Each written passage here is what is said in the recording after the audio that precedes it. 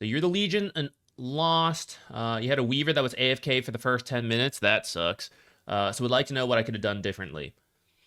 Was this your Weaver support? All right. There might not be much you can do. To be real, there are some games that are just totally out of your control, and an AFK teammate is one such situation. But we'll talk about it as if you were a solo offlaner, because actually that does kind of happen where you have someone kind of griefing in your jungle. And those type of games, I would say, don't take to heart too seriously, because obviously it's a bit weird and not supposed to happen. But it does, and if you can win 1 out of 10 out of 20 of those, whatever, right? I mean, sure, why not, you know? It'll help your MMR just a little bit. So that's what we'll approach this with. You have a jungler or a heavy roamer, a tri-laner, whatever, right? A proper game, and you as the offlaner just need to get by. That's how we'll approach this mindset here. So let's actually go back.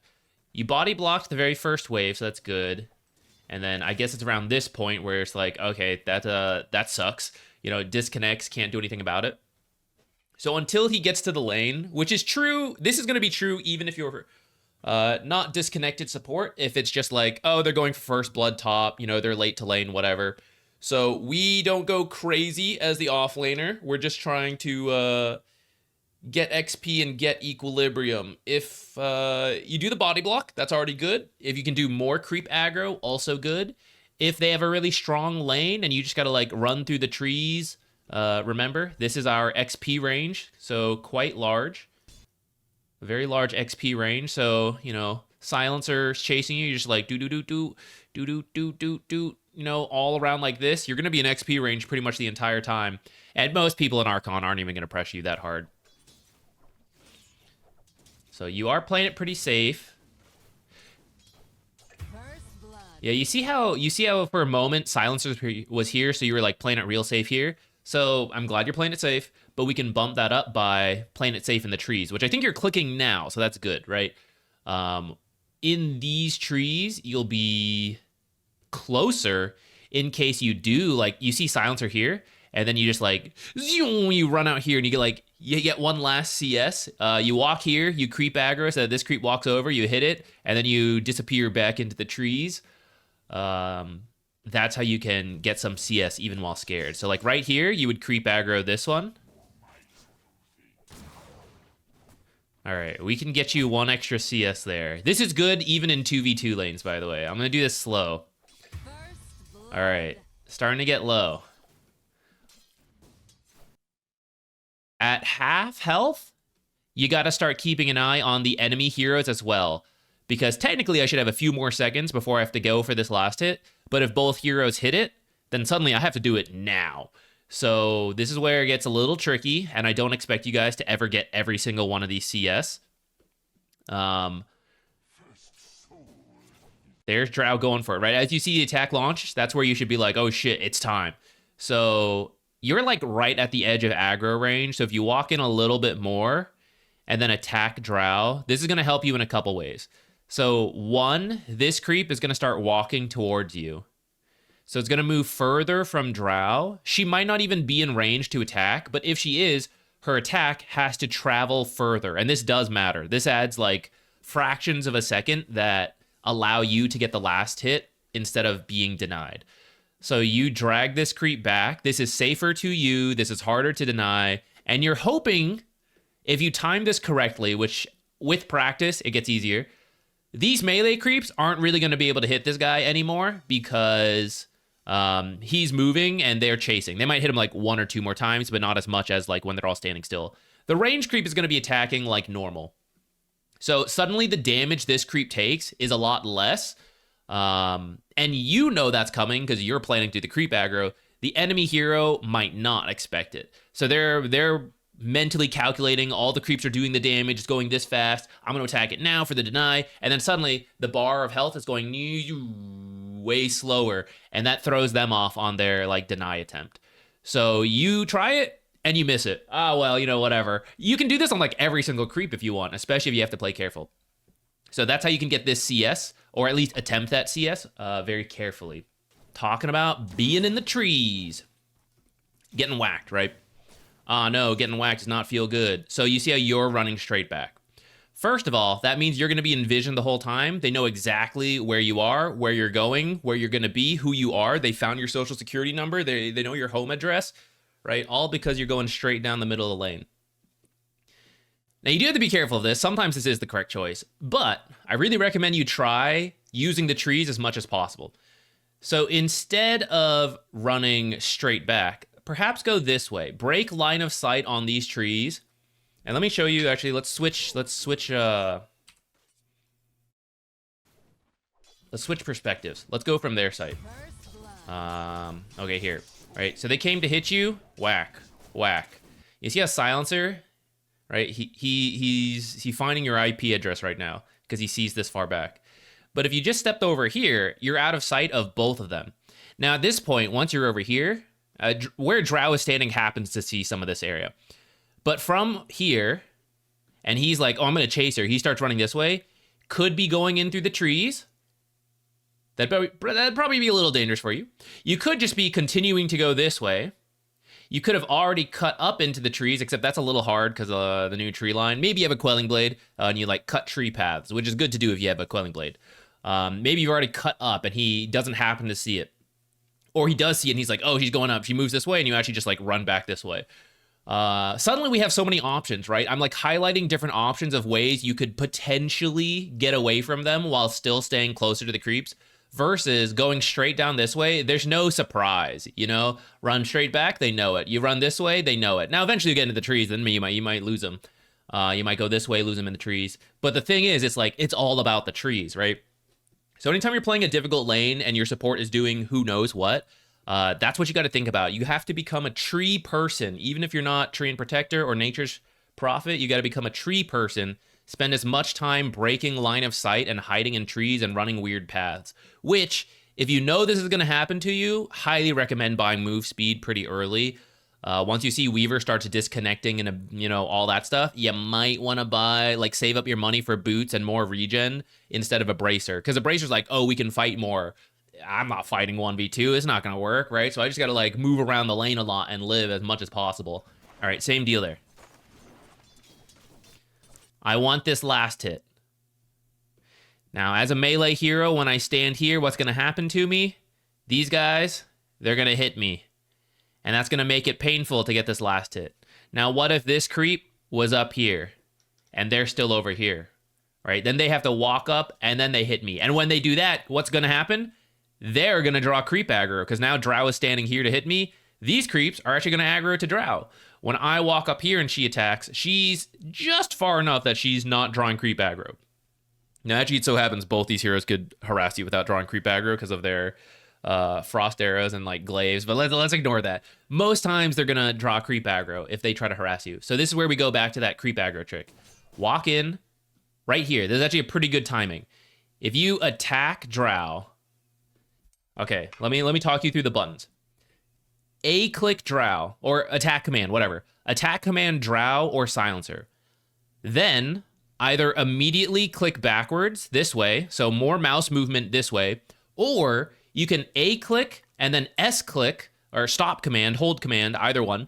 So you're issuing the attack command and then immediately telling your hero, no, stop, don't do it. So instead of running into Drow to attack her, your hero is going to very briefly face Drow and start to move, and then you're going to, stop. That means you don't walk into their aggro range, but that instant attack stop command is still enough to draw creep aggro to you.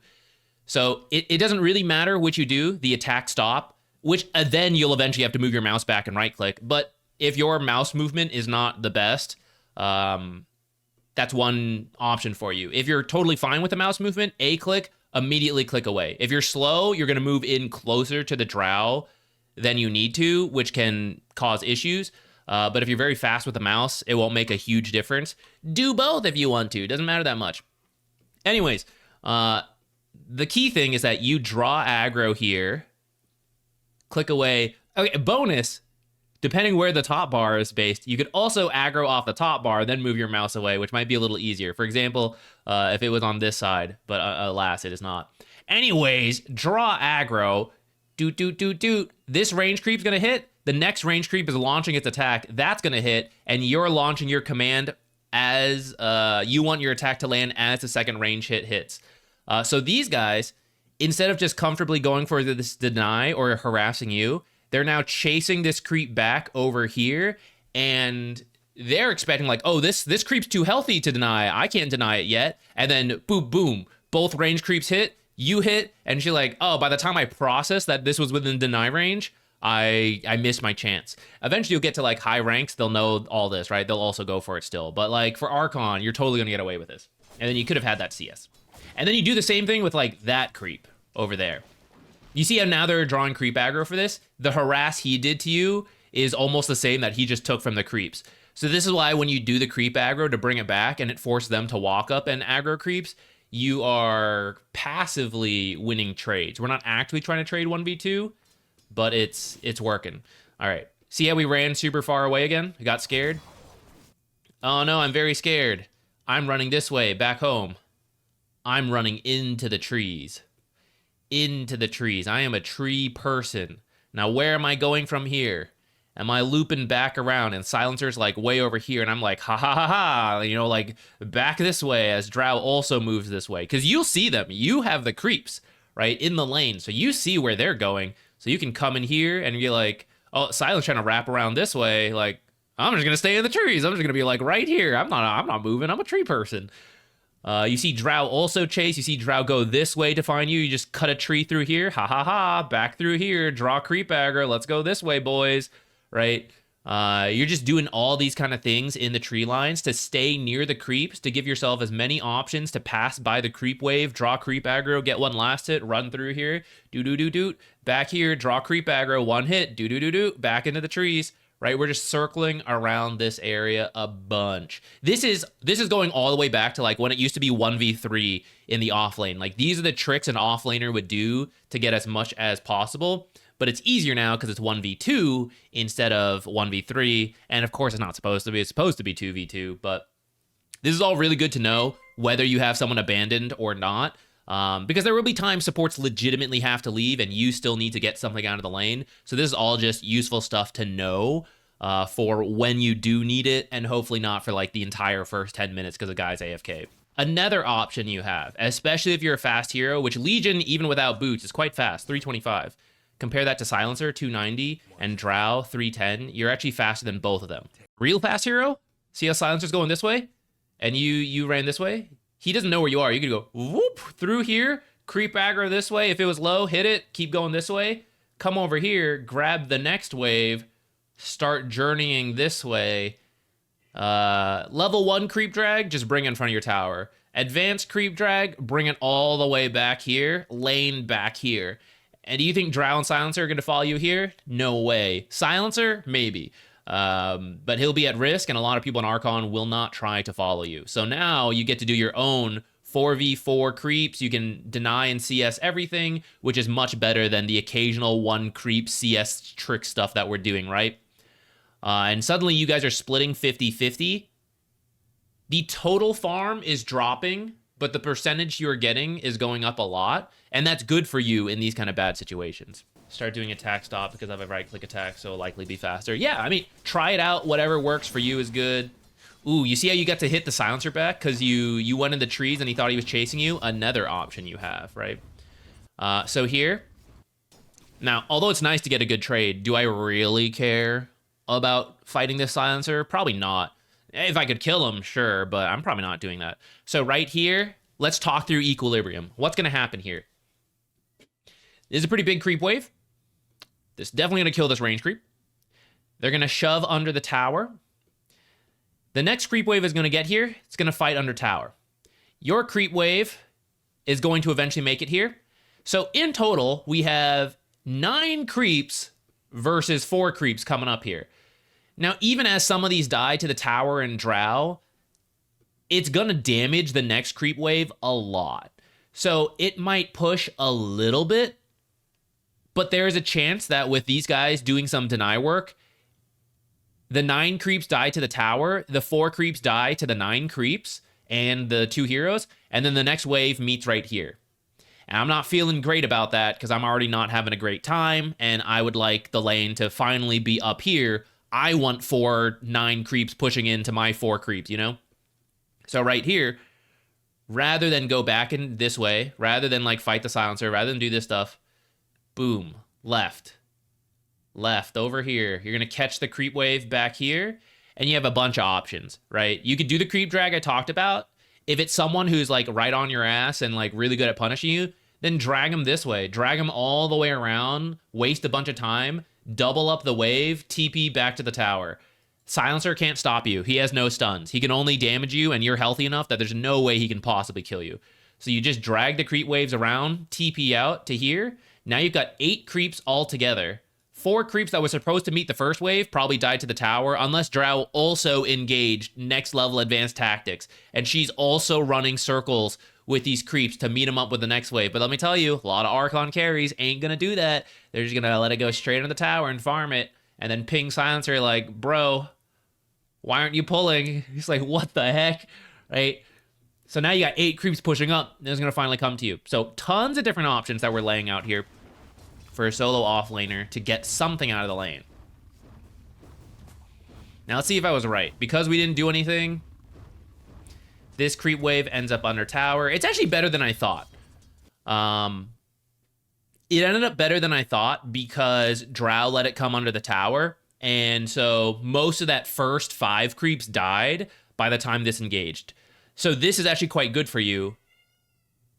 But Drow and Silencer could have totally held the wave outside the tower. Or at least part of the wave. They let the whole wave die to the tower, but if she dragged it out a little bit, like the last 2 creeps, how are you going to stop 2 heroes, right? They could tank it and then connect your 6 creep wave versus their 4 outside the tower would have continued to stay here. She could have dragged that full 5 creeps all the way back and then dealt with this, dealt with the next one with Silencer holding it. Silencer could do a pull on the next wave. He could do a pull onto this wave, right? They may not do this in your game, but at some point, higher ranks, they'll start activating these tools. So this case, it is going to push out to you soon, and it's going to come out here, which is great. It's what we wanted. But it wasn't so much what we did, it was what they failed to do. And that's going to work for Archon, and this goes back to like, oh, my team is so bad. Remember, the opponents are also bad. They are not doing things to capitalize on the situation, and it's going to work for now. But eventually, as you gain MMR, you're going to meet the people who do what I say, and then like, I never get anything when I'm left alone like this. That's because we need to actively do the tricks that I'm talking about to get the lane to come back. From here, okay, hold on, go back now. I take it back. As soon as you see this, I want you to know this wave is going to push to you. And what we have struggled for 2 minutes for is dealing with the creep wave in this area, being a sad 2v1 offlaner. We've been struggling, but finally, the fruits of our labor are going to pay off. They failed equilibrium. Our creep wave is under their tower. The tower is going to damage our creeps. This is going to push out. And we have, let me go to this perspective. Our creep wave just spawned. There's 4 creeps over here, 4 creeps here. Those creeps were supposed to meet here, but because the tower is going to kill this wave, there's going to be 2 to 3 creeps alive from their wave, and they're going to push up. It's going to meet our creep wave here. They're going to die. It's going to go this way a little bit. Then the next 4 creeps are going to meet, fight our damaged creep wave. It's going to push up again, and then you're going to be stuck back and forth like this. I have a video on this. I linked it in the last stream because it comes up all the time. I can link it again if it's needed. I forget exactly what it's called, but this situation happens a lot once you get something like this going. And then you go, no, I like what I'm doing. I like being a tree person. I want to stay up here. And you nuke the entire enemy creep wave, which is now going to balance it out again. Silencer and Drow should immediately start focusing their own creeps. Drow prioritizing last hits. All of these creeps should die again, and that means we're back to equilibrium right here, and we must start. What took us 2 minutes to eventually get to this point where this was going to shove up, you're like, start over. I love playing the beginning of those video games, right? I love restarting Skyrim. The beginning is just magical to me. I want to do it again. nuke the creep wave, start equilibrium here, and let me run around the trees against the silencer again. And now we're going to wait till 4 minutes till maybe you get the lane to come up. But the longer you wait, the more tools they get, right? Drow's picking up more damage, more move speed. So is this guy. So they can punish you harder. They can balance their own creep wave more. They can do pulls easier, right? So the sooner you get this done, the better. The later you wait to do it, the harder it is to do. So anytime you do something like this, which is like, I finally had something going for me and I'm now going to reset it against my own benefit, it's making your life much more difficult. And there we go. Not denying her last melee creep, right? But even without the best, it pushed one range creep forward. That range creep is now going to die. And then equilibrium is here. With a little bit better work from them, it would have met even closer to the tower. And so now we restart the process. What happened to you? You got chased out. See, you TP out here, but he didn't even find you, right? You actually could have kept going, loop back around, pop behind the drow, run all the way this way, catch the next creep wave. Another option you had. Or like, go this way, catch the next creep wave, depending on what exactly is happening. You have tons of different options. An important thing to note is they cannot stop you from teleporting. So you just need to have a rough estimate of how much damage could they do to me in 3 seconds. And as long as you start the teleport before then, you won't die. Which, this game, I'd say, is about half your health right now.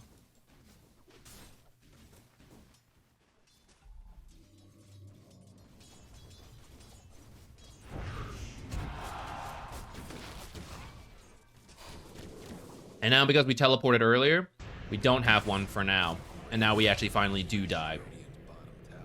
So until you're forced to teleport in these kind of situations, try not to. And if you do teleport, you have to be very careful. Going back to it, right? You had no teleport, but you walked up pretty aggressively like this again, using Q. Again, under the tower, this is actually starting to push your way. Granted, you have 2 range creeps, so it might still bounce out, and then you come in and you just, boom, nuke it. Stay here. This is where we end up dying. All right, so you won't always have a game where a guy DCs at the start and abandons, and I know that sucks, so I totally feel for you. This is quite unfortunate, but there will be times a support should go do other things, and they're busy, and it's important to know a lot of these tricks that I'm talking about. It will be kind of free MMR, though, with this guy being disconnected, though. All right, let's see what happens. Come back in here. All right, we're going to wrap this up soon, I think, because we've already covered quite a lot in terms of how to manage this. Oh, we TP. Wait, did we TP up here? I missed what happened. Why did we do this?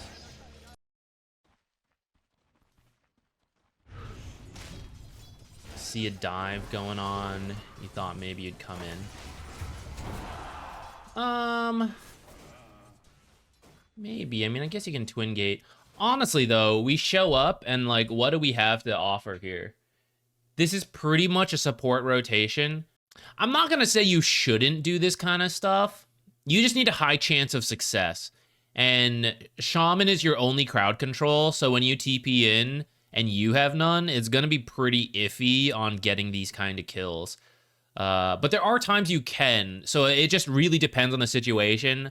My feeling when I see this, I'm like, oh, he can't do it. But I play a lot of Dota, you know, so I can see it pretty quickly. So if you think there's a chance, go for it. It turns out you couldn't. You go, ah, damn, you know, next time, you know, okay, I'm not TPing into that one until I see them, you know, under the tower or lower health, or I have phase boots already, or he hasn't used shackles, right? Those are the things that let me see, like, okay, I'm likely to get a kill with this TP. So I'm not going to worry about that specifically, but if you can identify, okay, that's not a rotation worth going for, again, actually, we're back. And I was joking about it taking another 2 minutes, but here it is. The lane is pushing up. Here it is. After 2 minutes ago, we reset it, and we're like, it's going to be another 2 minutes. Here it is. It is pushing up. And if you've been screwed as the offlaner, a lot of the times, this is what you're truly playing for, is for the lane to come up here, and you'll do a massive amount of catch-up at this point. To put into perspective, you're at 1,000 gold right now. Should have a little bit more if you do some of the tricks we talked about, and the lane would actually already be up here. But whenever it happens, right, we have 1,000 gold. This is about to boost our net worth by like 20%. And then the next creep wave that's going to be here is, I mean, percentage-wise less, right? But whatever. It's like 150 gold, 150 gold for the next wave, 150 gold for the next creep wave, and it's actually going to stay up here for quite a while. If Drow is on her own, she has to know how to do her own pulls and stuff like that. But this is going to be a huge boost to us as an offlaner that has been struggling this entire time. We're finally going to be able to finish some items. So that's why it's like iffy, because if you TP here, if you get kills, it'll probably pay off. But if you don't get kills, this is something that she can now shove fully into the wave without you here to help at all. She will shove it into the wave, and it will now reset again here. And now we have to wait however much longer to once again finally get it to push out up to here, and then finally get to farm. So that's another thing to weigh when you choose to teleport or not as a struggling offlaner. If the lane is perfectly balanced here and they're doing so much correctly, right? It's like, okay, I gotta try to TP, that's fine. But if you see that it's pushing, I'm very hesitant to TP out, because this is what I want. And now I'm missing it. So we are going to twin gate back, and she's not pushing this very fast. Let's actually go back to that. When she sees you TP, she should non-stop attack here. But she's not. So it's another going back to the situation of they are also not doing things fully correctly. Like, they're winning. Okay, MMR discussion here about nuke the wave again. You have to be really careful with overwhelming odds. I know it will secure you some CS, but also envision beyond this 1 CS right now versus 3 creep waves that are going to stay here. And you have, for any AoE ability, guys, that you can't control and you're going to hit multiple things, you really need to get a lot of value out of it. It's like a shitload of damage on the enemy carries and 2 CS. I'm going to blow equilibrium, but I'm going to get so much value out of it, and they're going to be low. I can then aggressively grab the next wave more carefully and like get equilibrium again, right? You got to like envision farther. This is, I think, now the 3rd time where like it's in a good spot for you, and then you just blow out the wave and put it back into a really bad spot. And that's going to be really tough on you. And it's like added up to this point. You maybe wouldn't have felt the need to queue right here if you had more items and it was easier for you to last hit, based on like the earlier stuff. There was something else I was going to say before I saw you use overwhelming odds again. Oh yeah. So you know how some people, I'm not saying you, but there will be people who say like, oh, I win some games, then Valve matches me up with harder opponents, right? And that's why I can't gain MMR. That's why I'm stuck here. The system's rigged.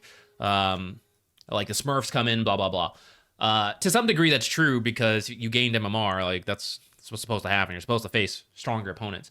But let's say it's this Drow, right? She's like, easy game, won this game, right? It's because this Weaver's not here, right? It's not that Drow is specifically doing really good things. It's that the enemy screwed up, aka Weaver's not here, but other times, you know, extends too far, feeds, whatever. So they get a free lane, they have a good start. But I've pointed out a couple things Drow is not doing, right? She's not attacking in the right situations. She's not managing her own creep wave well. So then she goes into the next game. She's gained a couple hundred MMR. And then now we have an offlaner, DC'd Weaver, Weaver's gone, whatever. Now our offlaner knows what to do. They're doing all this creep stuff. And he goes, this Smurf Legion, right? Like, I can't, like, it's 1v2 and I'm still losing. The system sucks, blah, blah, blah. But it's because Drow has not, like, done the right stuff. And there's a lot about gaining MMR. So even when you win, right, there are things to look to improve on that are going to help you across multiple games. Same with this game, right? Legion is not going to win, most likely, because Weaver keeps disconnecting, and that sucks. This game's a wash. But practicing the tech that we talked about means the next time it happens accidentally, for whatever reason, Weaver keeps dying, is winning the safe lane at the cost of Legion's lane, right? It will go better for Legion, and she might have a shot in that game at that time. Yeah, this replay ended up being a lot about more than 2v1ing. It's actually just about tricks you as the offlaner can do to get equilibrium back, which is actually really important. I know in this case, there was heavy emphasis on extreme tactics because it was 2v1, but there's nothing stopping you from doing any of these tactics in a 2v2 lane, especially when the safe lane is really strong for whatever reason. It just happens. You know, some offlaners, 4 supports are weak, some safe laners are very strong.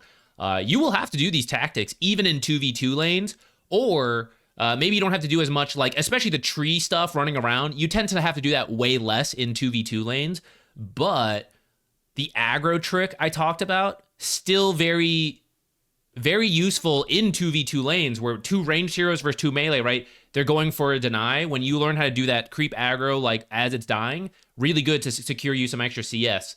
What I'm hopefully helping you identify, hey, this creep wave is going to push into me and then it's going to hold here for a minute or two. So it's really bad if we nuke it out now, right? That's going to be true even in a 2v2 lane. Times to creep drag are still going to be true even in 2v2s. Like recently there was an Undying guide. You would do a lot of these tactics versus Undying because he's such a strong position 5. Like if you were Legion versus an Undying and it's a good Undying, it's like, this is awful. If you try to sit in the lane, he's going to destroy you, right? So you're constantly running in trees, doing equilibrium stuff. So yes, you have to do this in 2v1s, but there's a very good chance you will use it in 2v2s as well, and it will be very helpful to you to learn all these different tricks, getting the equilibrium back. And it'll... I'm mostly a support player, but we did a stint of like 100 plus offlane games. Actually, a while ago now, I guess at this point, like a year ago. The thing that makes me a good offlane player is not my mechanics, because I'm mostly a support player, right? My mechanics suck. My matchup knowledge sucks because I don't play like any of these offlaners usually. But what I'm really good at as an offlaner is knowing how to manage creep equilibrium and knowing when I need to do that stuff, because I play support. And I know when my 4 support needs to go do stuff like this and roam around and all this stuff, right? Like, I'm not that offlaner who's feeding 1v2, pinging my support. I know how to do like running around, maintain equilibrium, wait for it to come in patiently, stuff like that, and then balance it here as long as possible. Like, that is my strength as an offlaner. So hopefully if you guys who are actual offlaners, you have better mechanics than me, at least relative to your ranks, right? Plus you then have the knowledge of how to get it back. That makes you like a super offlaner. Now it's easy games for you guys.